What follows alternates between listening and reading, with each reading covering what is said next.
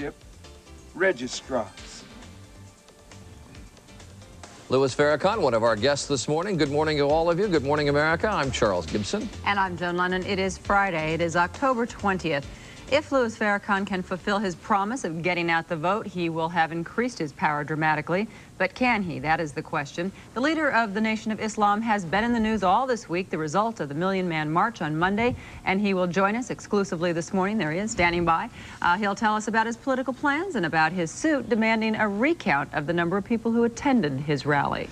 Also this morning, we're going to get to reaction from the Park Service in Washington to Good Morning America's own report yesterday that contradicted the official estimate of how many attended the march. Right now, Spencer Christian standing by with a peek, at least, at the weather. At least sitting by with a peek. We have changed. The margin of error in their estimate was 25%. That still means at a minimum an estimate 50% higher than the Park Service count of 400,000. The man responsible for the official count last Monday is Major James McLaughlin of the U.S. Park Police, and he's joining us this morning from Washington. Major, I appreciate your joining us. Do you stand by your estimate? We do stand by the 400,000 count, yes we do. The recount that we commissioned used as sophisticated equipment as we understand now exists, and it approximately doubled your estimate. Do you think that estimate was wrong? Well, I don't know if it was wrong. I don't know what technology they used. I know that you went out and hired someone to do this, and they came up with some figures that we totally disagree with. And we know what the square footage of the mall is, and we believe we know how many people can fit into that, and we stand by what we stated. I know that you can't get photos from exactly above because you don't want to fly a helicopter over a crowd that large. Right. But is there some other way? I mean, can you use, for instance, satellite photography? Well, if there's other ways out there, we're more than happy to look at it, and certainly we would like to get with Boston University and talk to them about it if they like. But I think you need to remember that we're a police department, and our resources are limited. And I know there was other issues about the angles and everything. Those angles don't affect us because from the angle that we take our photographs, we're looking for green grass in the mall. We're looking for area where those people are not. And our angles are sufficient as far as I'm concerned. Quick final question. The accusation was made by organizers of the march that the underestimate was intentional, done for racial reasons. Your response to that? That's absolutely untrue and a ridiculous statement. All right, Major McLaughlin, I appreciate you joining us this morning. Thank you for being here. Whether the real number was 400,000 or 600,000, 800,000, a million, there's no doubt the Million Man March was a highly significant political and social event. What will its impact be in the short and long term? The view now from the man who called for the march, Nation of Islam leader Louis Farrakhan, who has now had a few days to contemplate what took place, and he's joining us this morning from Chicago. Minister Farrakhan, appreciate you joining us. Why are you so hung up on a number of how many people were there? Actually, it's history. Those poor black men who sacrificed their hard-earned dollars to be there on that mall came there for the express purpose of contributing their person to the making of history.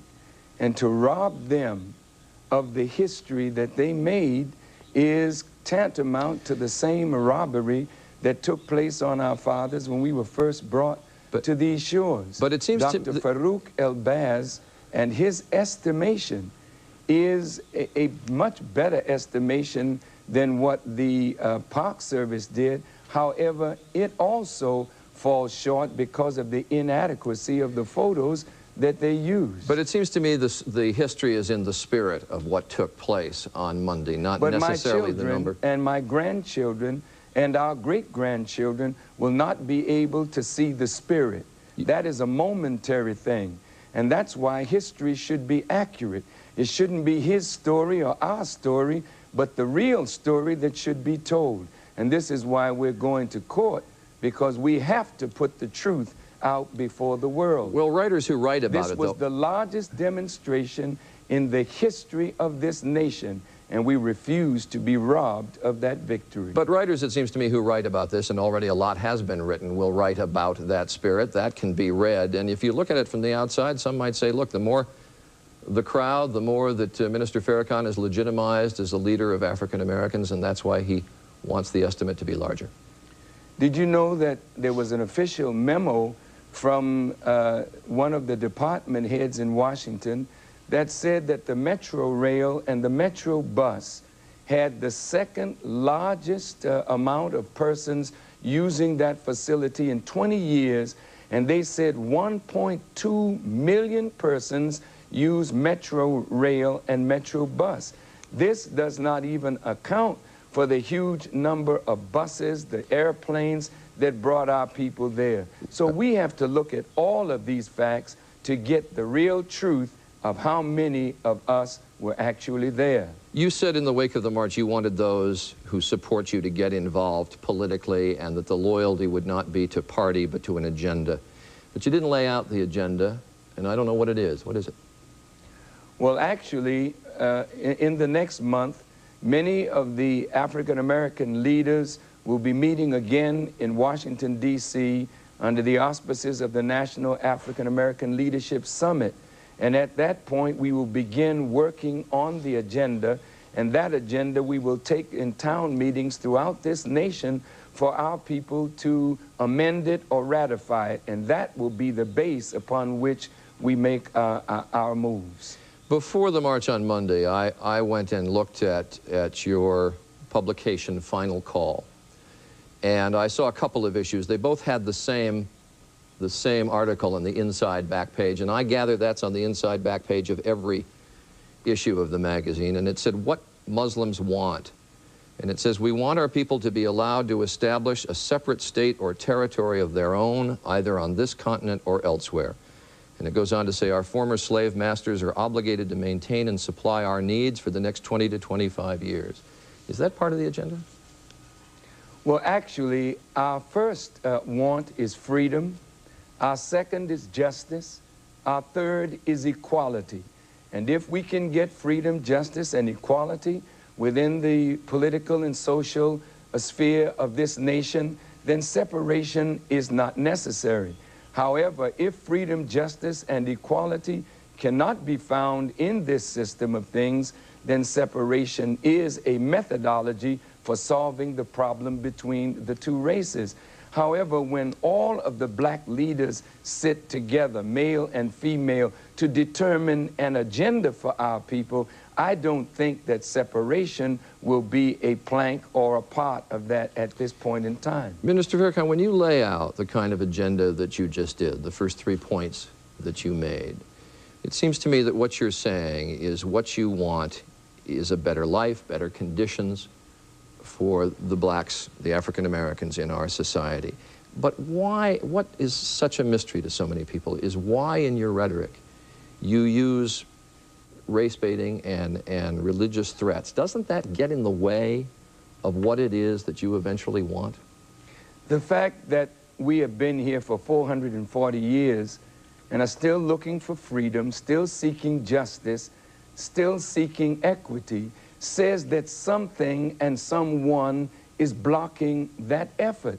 So if we point out those institutions that block our sincere desire for freedom, justice, and equality, and those persons and institutions that do that, that's not race baiting, that's pointing out the wrong that has to be corrected. We've had on this broadcast, just in the last couple of months, it occurs to me as you speak, a couple of authors. Jeffrey Canada wrote a book called Fistic Knife Gun. Jonathan Kozol, who has written a new book called Amazing Grace. And they lay out, I think, eloquently the plight of blacks in America and the failures of whites. And they do that without calling anyone bloodsuckers or without calling whites devils or any of that kind of thing. Are they wrong with that approach? I mean, do you have to do what you're doing? Oh, no, I wouldn't say that they're wrong, but I wouldn't say that we are wrong either. You know, to hold up the mirror of truth, for a nation to look into that mirror and see themselves as they look in the eyes of God, that standard or criterion represented by all the prophets doesn't make America or those of us in America look so good. And maybe we want to break the mirror, but the thing we ought to do is clean up our act, straighten up our lives, that we can be in the favor of God rather than in his disfavor. But words matter. And they matter when they drive divisions between parts of our society. And doesn't I'm very sorry, sir, but we and words have not driven divisions. We came here in the holds of ships, and we were segregated on the plantations. And since we have been set free, black folk live in a certain part of town. 30 years ago, the Kerner Commission said we had two Americas, one white, one black, separate and unequal. And they revisited their findings and found it even worse today. Muslim ideology or words did not do that, but it is the acts of government and institutions that have done that. And if, sir, over $1 trillion has been spent by the United States government since the Johnson administration to sort of fix things, and they have not been fixed, please don't blame the divisiveness on Louis Farrakhan. You better look at yourself, look at your government, look at your institutions, look at your courts, and look at the injustice that prevails in this society. Mr. Farrakhan, Minister Farrakhan, on that point, we will leave it. Thank you for joining us this morning. Appreciate you being here. Thank you, sir. Good to talk to you.